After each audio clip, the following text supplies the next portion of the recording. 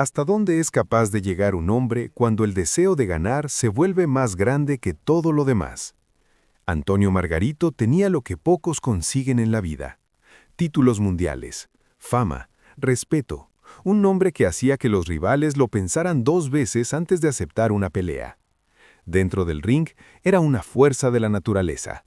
Sus golpes eran pesados, su resistencia era absurda, y su voluntad de luchar parecía no tener fin. Los aficionados lo adoraban, los adversarios lo temían, y México lo celebraba como a uno de sus hijos más valientes. Pero todo eso tenía un secreto. El día en que debían ser solo vendas comunes, encontraron algo que nadie esperaba: un material endurecido, casi como yeso, escondido debajo de la gasa. Una ventaja que convertía cada golpe en un arma mucho más peligrosa de lo que cualquier reglamento permitiría. Y en ese preciso momento, todo se vino abajo. El guerrero más temido del boxeo mexicano se convirtió en el hombre más odiado del deporte. El ídolo se volvió vergüenza. El campeón se transformó en símbolo de traición, y el precio que pagó por ello fue demasiado alto dentro y fuera del ring. Su cuerpo quedó destruido, su legado manchado para siempre, y una pregunta que hasta hoy no tiene una respuesta fácil: ¿qué lleva a un hombre con tanto talento a arriesgarlo todo por una ventaja ilegal? Eso es lo que vamos a descubrir ahora. Quédate hasta el final, porque esta historia es mucho más dura de lo que parece. Los primeros años como profesional no fueron fáciles para Antonio Margarito. No tuvo el respaldo de grandes promotores ni contratos protegidos. Nadie le ofrecía rivales cómodos para inflar su récord. Aceptaba cada pelea que aparecía, sin importar el lugar, el nivel del oponente o las condiciones del combate. Para él, cada oportunidad significaba dinero y experiencia. Muy pronto conoció la derrota. En 1996 perdió ante Víctor Lozoya. Poco después cayó frente a Rodney Jones. Eran golpes duros para un joven que soñaba con salir adelante. Muchos en su situación habrían pensado en abandonar, pero Margarito no lo hizo. Las derrotas no lo alejaron del boxeo. Al contrario, reforzaron su carácter. Durante esos años, peleaba en pequeñas arenas mexicanas, muchas veces ante públicos reducidos y con reflectores escasos. Las bolsas eran mínimas, no había lujos ni hoteles elegantes. Viajaba lo necesario y regresaba a casa con lo justo. Cada combate era una batalla por sobrevivir dentro y fuera del ring. Fue en ese período cuando comenzó a definirse su estilo. No destacaba por una técnica refinada ni por una velocidad sorprendente. Tampoco tenía movimientos elegantes. Lo que poseía era presión constante. Avanzaba sin parar, lanzando combinaciones largas y obligando al rival a retroceder.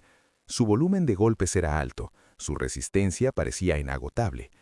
Margarito aprendió a absorber castigo. Recibía golpes fuertes y seguía caminando hacia adelante.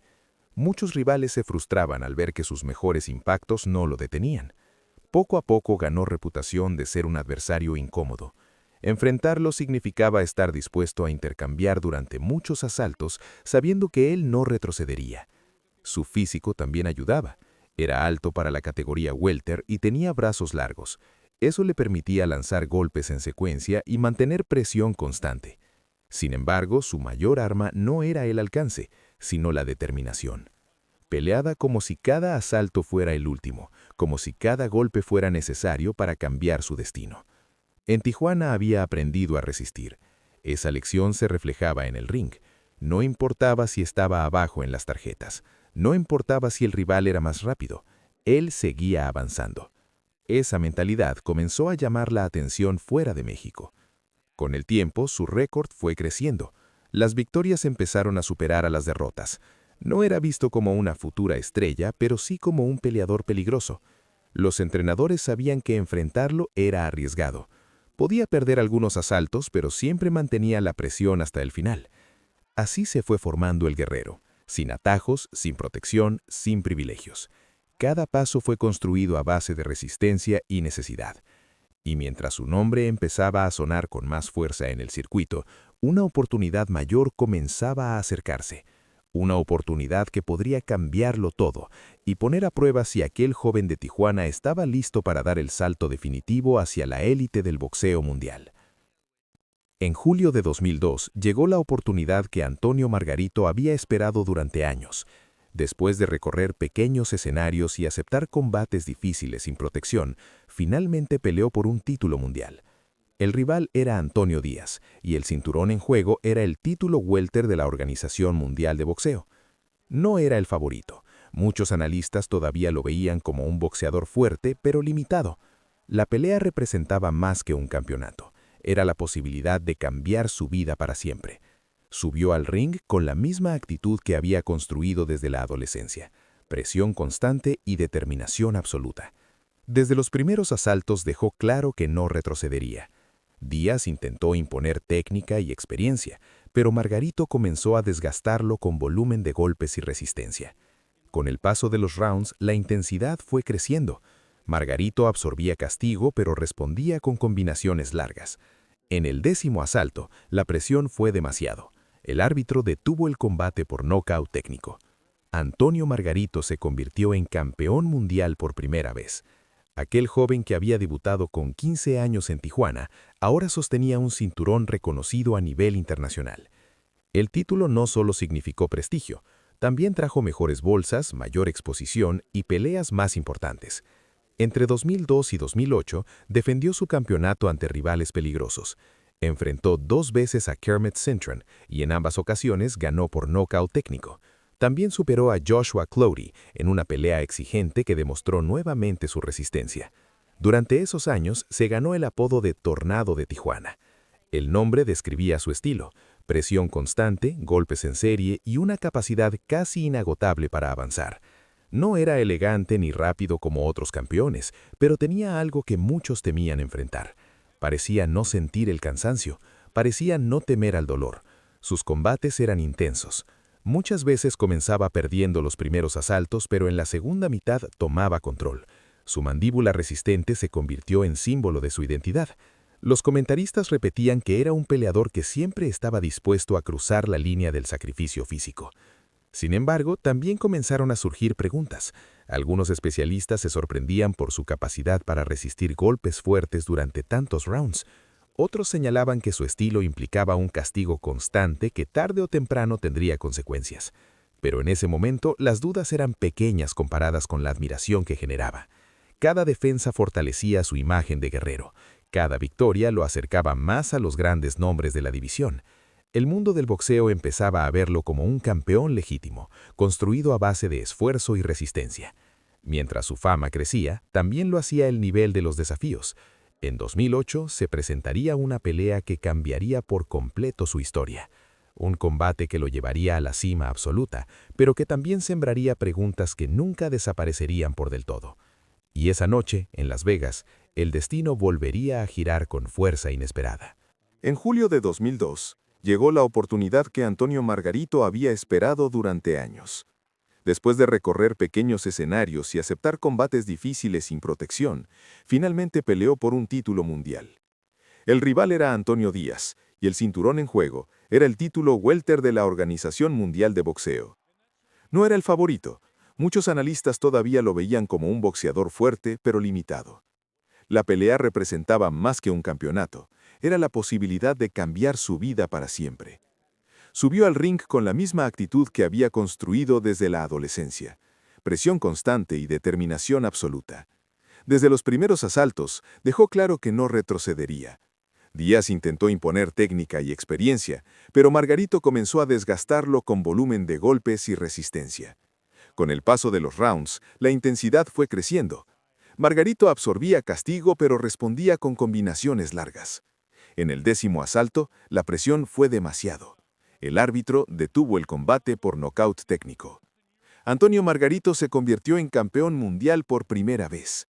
Aquel joven que había debutado con 15 años en Tijuana, ahora sostenía un cinturón reconocido a nivel internacional. El título no solo significó prestigio, también trajo mejores bolsas, mayor exposición y peleas más importantes. Entre 2002 y 2008, defendió su campeonato ante rivales peligrosos. Enfrentó 2 veces a Kermit Cintron y en ambas ocasiones ganó por nocaut técnico. También superó a Joshua Clottey en una pelea exigente que demostró nuevamente su resistencia. Durante esos años se ganó el apodo de Tornado de Tijuana. El nombre describía su estilo: presión constante, golpes en serie y una capacidad casi inagotable para avanzar. No era elegante ni rápido como otros campeones, pero tenía algo que muchos temían enfrentar. Parecía no sentir el cansancio, parecía no temer al dolor. Sus combates eran intensos. Muchas veces comenzaba perdiendo los primeros asaltos, pero en la segunda mitad tomaba control. Su mandíbula resistente se convirtió en símbolo de su identidad. Los comentaristas repetían que era un peleador que siempre estaba dispuesto a cruzar la línea del sacrificio físico. Sin embargo, también comenzaron a surgir preguntas. Algunos especialistas se sorprendían por su capacidad para resistir golpes fuertes durante tantos rounds. Otros señalaban que su estilo implicaba un castigo constante, que tarde o temprano tendría consecuencias. Pero en ese momento, las dudas eran pequeñas comparadas con la admiración que generaba. Cada defensa fortalecía su imagen de guerrero. Cada victoria lo acercaba más a los grandes nombres de la división.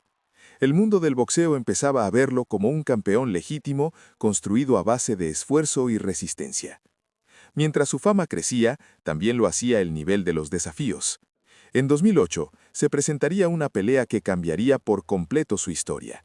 Un combate que lo llevaría a la cima absoluta, pero que también sembraría preguntas que nunca desaparecerían del todo. Y aquella noche, en Las Vegas, el destino volvería a girar con fuerza inesperada. El 26 de julio de 2008, Antonio Margarito vivió la noche más importante de su carrera. El escenario era el MGM Grand de Las Vegas. El rival, Miguel Cotto. El título en juego, el Campeonato Mundial Welter de la Asociación Mundial de Boxeo.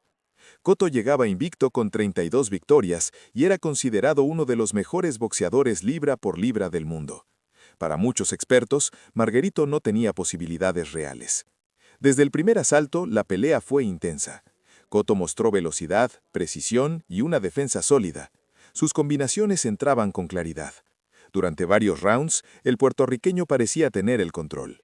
Margarito, fiel a su estilo, avanzaba sin parar, lanzando golpes en volumen, aunque muchos no conectaban con limpieza. Los primeros asaltos favorecieron a Cotto en las tarjetas. Su movimiento lateral y sus golpes rectos marcaban diferencia. Sin embargo, Margarito no cambió su plan. Continuó presionando, atacando el cuerpo y forzando intercambios. Round tras round, la pelea comenzó a volverse más física. A partir de la segunda mitad del combate, el ritmo empezó a inclinarse. Cotto seguía conectando golpes precisos, pero la presión constante de Margarito comenzó a desgastarlo. El mexicano parecía absorber el castigo sin disminuir la intensidad. Su resistencia volvió a convertirse en su mayor arma. En el 11º asalto, llegó el momento decisivo. Margarito lanzó una serie de combinaciones fuertes que obligaron a Cotto a retroceder hacia las cuerdas. El puertorriqueño cayó 2 veces en ese round. Su esquina observó que el daño era evidente y decidió detener la pelea. El árbitro declaró el nocaut técnico. Antonio Margarito levantó los brazos. Había derrotado a un campeón invicto en una de las peleas más importantes del año. Esa victoria lo convirtió en una figura mundial. Fue celebrado como símbolo del boxeo mexicano, un ejemplo de resistencia y carácter. Esa noche representó el punto más alto de su carrera. Los medios hablaban de su corazón, de su capacidad para cambiar el rumbo de una pelea en los rounds finales. El apodo de Tornado de Tijuana sonaba con más fuerza que nunca. Parecía que nada podía detenerlo. Sin embargo, mientras el público celebraba, algunos especialistas comenzaron a expresar dudas. No entendían cómo podía soportar tanto castigo y terminar más fuerte que sus rivales. Las preguntas eran discretas, casi susurros dentro del ambiente del boxeo. Nadie tenía pruebas de nada, solo existía la sorpresa ante su resistencia. Margarito disfrutaba del momento. Las bolsas aumentaban, la fama crecía y su nombre estaba entre los mejores de la división. Sin embargo, el destino tenía preparada una prueba mucho más dura. Meses después, en otra ciudad y ante otro campeón, algo ocurriría antes de una pelea que cambiaría por completo la percepción del mundo sobre él. Y aquella sombra comenzaría a crecer justo cuando parecía que su leyenda era intocable.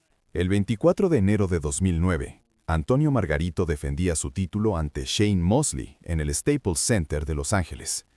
Llegaba como campeón reconocido y con la victoria sobre Miguel Cotto aún fresca en la memoria del público. Era una pelea importante, transmitida a nivel internacional. Nadie imaginaba que el escándalo comenzaría incluso antes del primer campanazo. Minutos antes del combate, en el vestuario, el entrenador de Mosley, Nasim Richardson, pidió revisar las vendas que estaban colocando en las manos de Margarito. Algo le parecía extraño al tacto. La Comisión Atlética de California intervino y ordenó que se retiraran las vendas para inspeccionarlas nuevamente. Lo que encontraron generó impacto inmediato. Dentro de las almohadillas había una sustancia dura y compacta. Posteriormente, el análisis confirmó la presencia de sulfato de calcio y sulfato de sodio, componentes que pueden formar yeso cuando se humedecen. En términos simples, si Margarito hubiera peleado con esas vendas, sus golpes se habrían endurecido como piedra. La pelea se realizó de todos modos, pero bajo estricta supervisión y con nuevas vendas aprobadas por la comisión. En el ring, la historia fue muy distinta a la que muchos esperaban. Shane Mosley dominó el combate desde el inicio. Con velocidad y precisión, castigó duramente a Margarito. En el 9º asalto, el árbitro detuvo la pelea por nocaut técnico. Más allá de la derrota, la noticia ya había explotado. La Comisión Atlética convocó a Margarito y a su entrenador Javier Capetillo a una audiencia oficial. Capetillo intentó asumir toda la responsabilidad, asegurando que se trató de un error accidental en la preparación de las vendas. Sin embargo, la explicación no convenció a la mayoría. Ambos fueron suspendidos por un año. El castigo fue claro, pero el daño a la imagen era aún mayor. La palabra tramposo comenzó a asociarse con su nombre. Los medios de comunicación cuestionaron sus victorias pasadas. Los aficionados debatían si su resistencia legendaria tenía otra explicación. El impacto fue profundo. Hasta ese momento, Margarito era visto como un guerrero resistente. Después del escándalo, muchos comenzaron a mirar sus combates con sospecha. Especialmente la pelea contra Cotto, donde había soportado castigo intenso antes de imponerse en los rounds finales. El boxeo es un deporte donde la confianza es esencial. Los peleadores aceptan intercambiar golpes con la seguridad de que ambos compiten bajo las mismas reglas. Cuando esa confianza se rompe, el daño es difícil de reparar. Para Margarito, el escándalo marcó un antes y un después. No solo perdió el título y la pelea ante Mosley, perdió credibilidad, perdió respaldo, perdió parte del respeto que había construido durante años de sacrificio. Y mientras cumplía la suspensión, una pregunta comenzó a repetirse con fuerza en el mundo del boxeo. Se intentó usar esas vendas contra Mosley. ¿Qué había ocurrido meses antes contra Cotto? Esa duda se volvería un fantasma que lo acompañaría durante el resto de su carrera y que cambiaría para siempre la manera en que sería recordado. Después del escándalo en Los Ángeles, la pregunta se volvió imposible de ignorar. Si se intentó usar vendas ilegales contra Shane Mosley, ¿habría ocurrido lo mismo en la pelea contra Miguel Cotto en 2008? La duda comenzó a crecer en programas deportivos, periódicos y entre los mismos boxeadores. Las imágenes de aquella noche en Las Vegas regresaron a la televisión. Cotto cubierto de sangre, Cotto retrocediendo, Cotto cayendo 2 veces en el 11 asalto. Lo que antes se veía como una demostración de resistencia heroica, ahora era analizado con sospecha. Cada golpe fuerte de Margarito era revisado cuadro por cuadro. Miguel Cotto habló públicamente. Dijo que sentía que algo no había sido justo. Afirmó que aquella derrota no le parecía limpia. Sus palabras tuvieron peso. No eran acusaciones con pruebas, pero sí reflejaban una herida abierta. El debate se instaló definitivamente. Es importante señalar que nunca se presentaron pruebas concluyentes de que Margarito usara vendas ilegales en la pelea contra Cotto. No hubo sanción retroactiva, ni cambio oficial en el resultado. Sin embargo, en el boxeo, la percepción puede ser tan fuerte como una sentencia. Margarito declaró en varias ocasiones que nunca supo lo que había dentro de sus vendas. Insistió que confiaba plenamente en su entrenador Javier Capetillo y que jamás habría aceptado hacer trampa de manera consciente. Repetía que era un error del equipo y no una decisión personal. Pero la mayoría del mundo del boxeo no quedó convencida. La mancha ya estaba presente. Patrocinadores comenzaron a retirarse. Las oportunidades grandes se redujeron.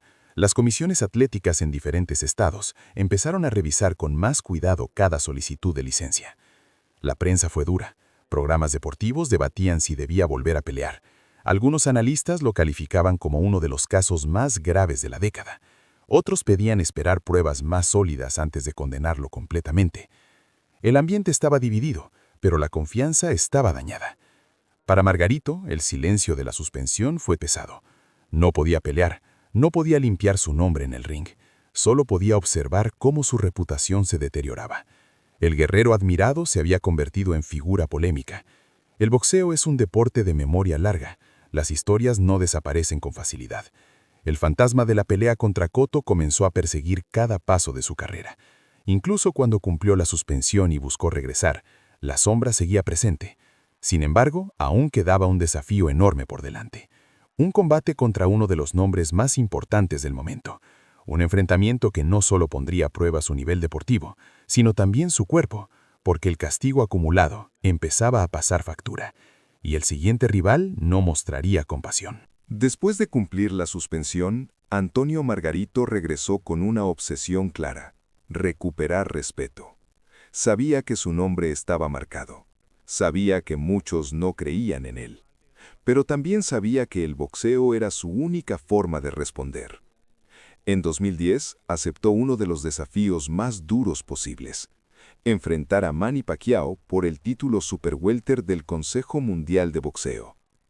La pelea se realizó el 13 de noviembre de 2010 en el Cowboys Stadium de Texas, ante miles de personas.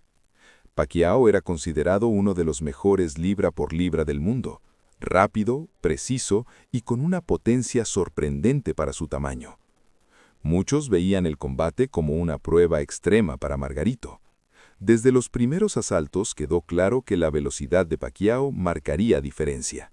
Sus combinaciones entraban con precisión. Golpeaba y salía antes de recibir respuesta clara. Margarito, fiel a su estilo, avanzaba sin detenerse. Intentaba presionar, lanzar golpes al cuerpo y mantener la pelea física. Sin embargo, la diferencia de velocidad era evidente. Round tras round, el rostro de Margarito comenzó a inflamarse, especialmente su ojo derecho. Pacquiao conectaba repetidamente con golpes rectos y ganchos que abrían espacio en su defensa. A pesar del castigo, Margarito no se rendía. Seguía caminando hacia adelante. El daño se acumuló. Su ojo derecho comenzó a cerrarse por la inflamación. La sangre y la hinchazón eran visibles para todos. Aún así, permanecía de pie. Su resistencia, la misma que lo había llevado a la cima, ahora lo mantenía en una pelea donde recibía más castigo del que podía devolver. La pelea llegó a la decisión final.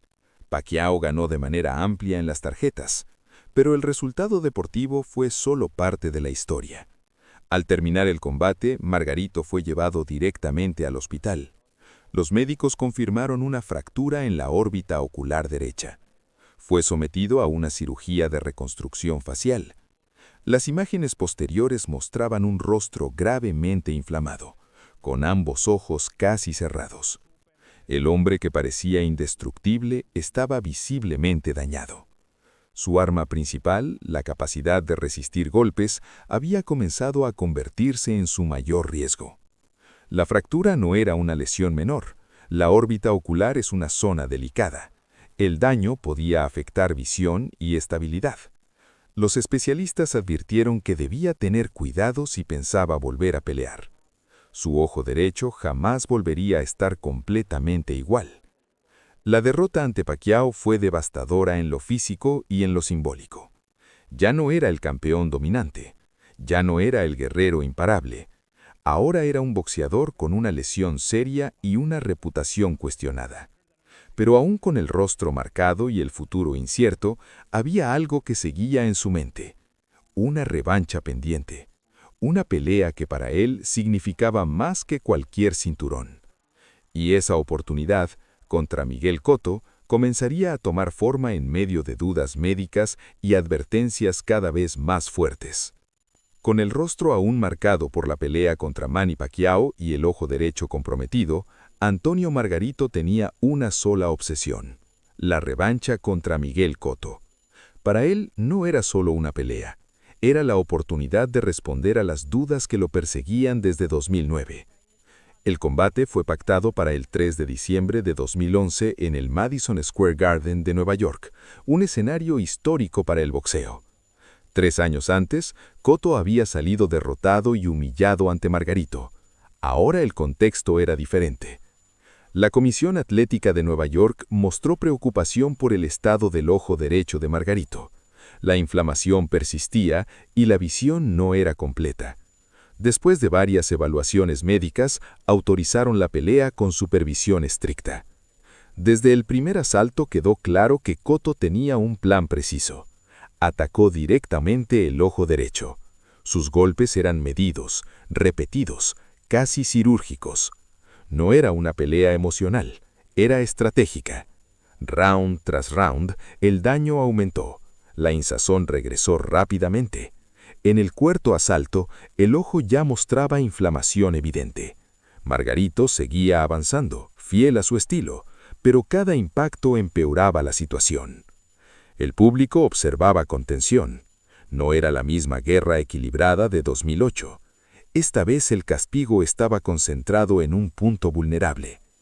Al llegar al séptimo asalto, Margarito luchaba prácticamente con visión reducida. Aún así, no retrocedía.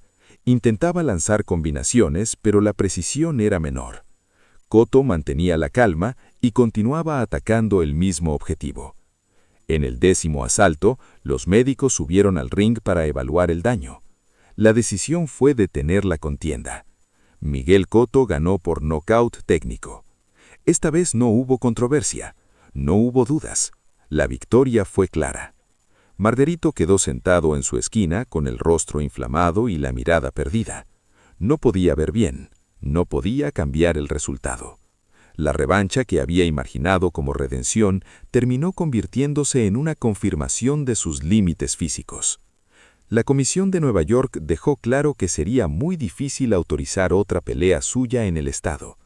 Otras comisiones también comenzaron a poner obstáculos. La preocupación médica era real. El riesgo de una lesión permanente era alto. Esa noche marcó el final de su etapa en las grandes ligas del boxeo. Ya no estaba entre los nombres principales de la división. Su cuerpo había pagado el precio de años de guerra constante. Mientras el público abandonaba el Madison Square Garden, una sensación quedaba en el ambiente.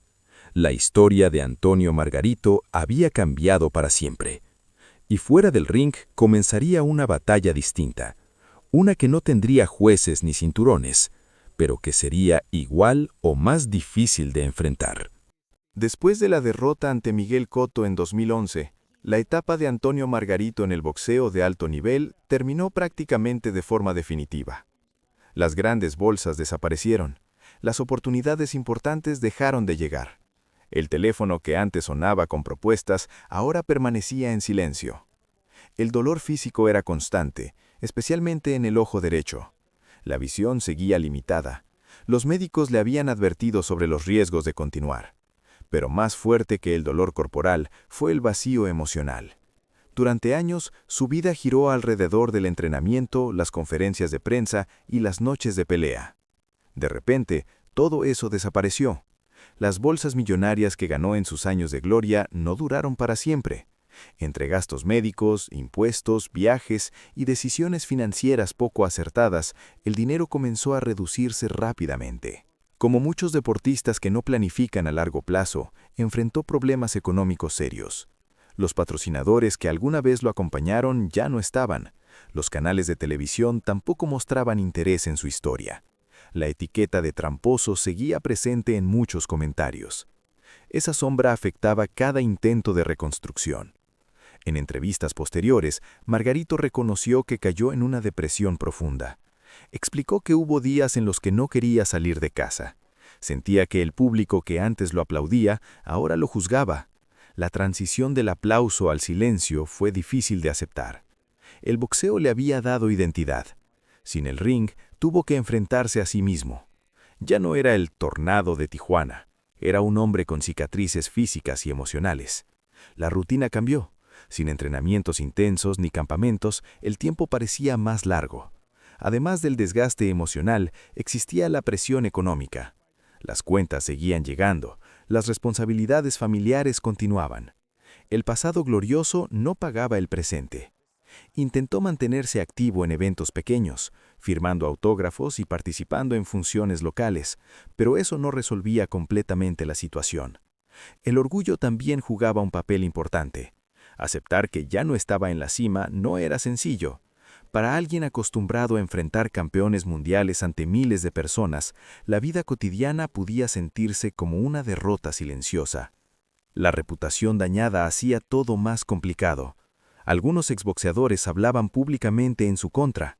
Analistas lo mencionaban en listas de casos polémicos. Cada vez que su nombre aparecía en los medios, el escándalo volvía a mencionarse. Sin embargo, incluso en medio de la oscuridad, comenzó a pensar en una posibilidad. No para recuperar títulos, no para buscar gloria, sino para intentar estabilidad. Una idea empezó a formarse lentamente. Volver al ring, aunque fuera lejos de los grandes escenarios.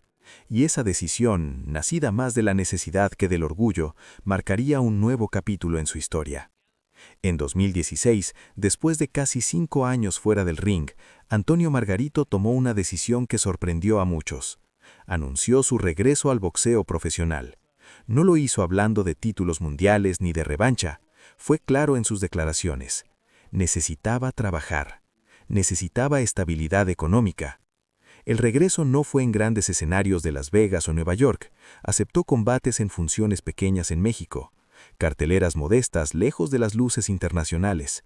Las bolsas eran mínimas comparadas con sus años de campeón, pero para él representaban ingresos necesarios.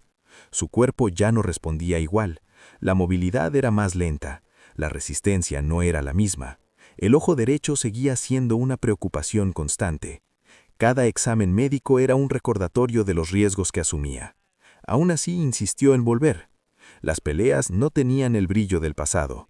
El público era reducido. Los reflectores no eran los de antes. No había transmisiones globales ni análisis detallados en programas deportivos internacionales. Era un regreso silencioso, casi discreto. Durante ese periodo, Margarito también intentó limpiar su imagen. Participó en entrevistas y documentales donde repetía el mismo mensaje. Afirmaba que nunca supo lo que había en las bandas antes de la pelea contra Shane Mosley. Insistía en que confió en su entrenador y que jamás tuvo intención de hacer trampa. Explicaba que el odio que recibía era doloroso. Decía que entendía la desconfianza, pero que pedía ser juzgado por toda su carrera, no solo por un episodio. Sus palabras generaban reacciones divididas. Algunos simpatizaban con su versión, otros no estaban dispuestos a perdonarlo. La comunidad del boxeo fue dura. Varios campeones y exboxeadores declararon públicamente que no lo consideraban un campeón legítimo. Analistas deportivos lo incluyeron en listas de los casos más polémicos del boxeo moderno, no por su estilo agresivo, sino por la mancha que nunca desapareció. El regreso no logró cambiar la percepción general, tampoco lo devolvió a la élite. Era evidente que sus mejores años habían quedado atrás. Cada pelea parecía más una necesidad que una ambición deportiva. Con el paso del tiempo, el ritmo volvió a disminuir. El riesgo físico era alto, el beneficio económico no era suficiente para justificar un daño mayor. Poco a poco, el regreso perdió impulso. Mientras tanto, la realidad fuera del ring seguía presente. Las obligaciones económicas, la salud frágil y la reputación dividida marcaban su día a día. El boxeo ya no era una plataforma de gloria, sino una herramienta de supervivencia. Y mientras los años avanzaban, Antonio Margarito regresó definitivamente a su ciudad natal. Allí, lejos de los grandes escenarios, comenzaría a enfrentar otra etapa. Una vida más sencilla, más silenciosa, pero igualmente desafiante. Porque el combate más largo no siempre se libra bajo luces brillantes. A veces se pelea en la rutina diaria, lejos de los aplausos. Y es aquí donde la historia de Antonio Margarito nos deja con algo que va más allá del boxeo.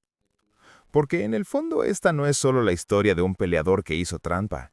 Es la historia de un hombre que tenía talento de verdad, que había conquistado todo con sangre y sudor a lo largo de los años, y que aún así decidió que no era suficiente, que necesitaba más, que el riesgo valía la pena. Y no lo valió. El precio fue una reputación destruida ante el mundo entero. Fue un cuerpo castigado en rings donde ya no tenía lo necesario para competir. Fue la mirada de decepción de todo un país que un día lo llamó héroe.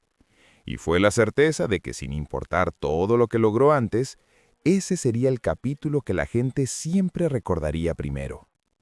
Antonio Margarito nos recuerda algo que todos necesitamos escuchar de vez en cuando. Los atajos tienen un precio. Y ese precio casi siempre es más alto que cualquier título que hubiera podido conquistar.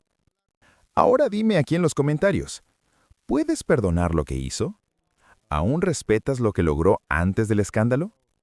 Escribe tu opinión aquí abajo porque este es exactamente el tipo de debate que me encanta tener con ustedes. Si este video que hizo pensar, te sorprendió o te atrapó de principio a fin, deja tu like ahora. Es simple y ayuda muchísimo al canal a seguir creciendo.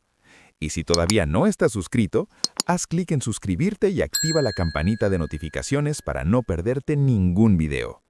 Cada semana hay una nueva historia esperándote aquí. Hasta el próximo video.